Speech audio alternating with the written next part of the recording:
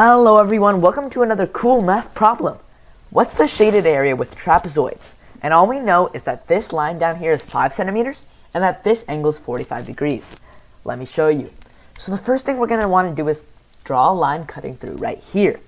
We know that this angle right here, because of this line, is going to be 90 degrees. And now we know that this angle is going to be 45 because this triangle has to be 180 and this is 90 and this is 45.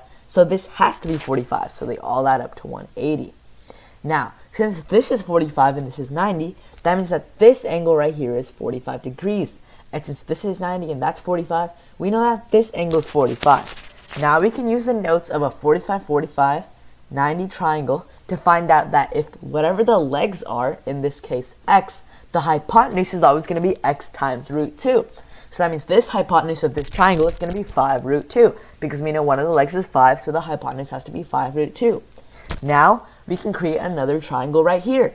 Knowing that this angle is 90 degrees and this is 45, we know that the other angle is 45. So here's another 45-45 90 triangle. And since one of the legs is 5 root 2, we multiply by root 2 to find the hypotenuse. And 5 root 2 times root 2 is 10. Now that we have the hypotenuse is 10, we realize that the hypotenuse is the diameter of this big circle. Taking half of that, we find the radius, which is 5.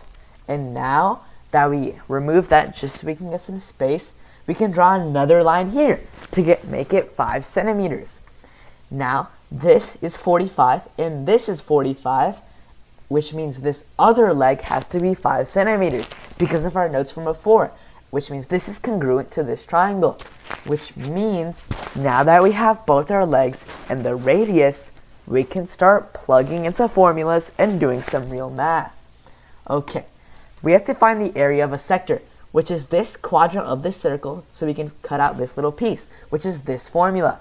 We know that n is 90 here, so it's going to be 90 over 360 times pi times 5 squared. So that's going to be 1/4 times pi times 5 squared, which is 1/4 times 25 pi. And if we rearrange and multiply, we get 25 pi over 4.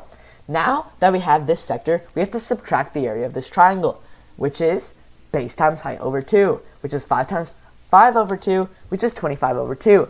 And now that we subtract both of them from each other, because remember 25 over 2 is 12.5, we got our shaded area. 25 pi over 4 minus 12.5 centimeters squared, which is roughly 7.135 centimeters squared. We're done. Thanks for watching.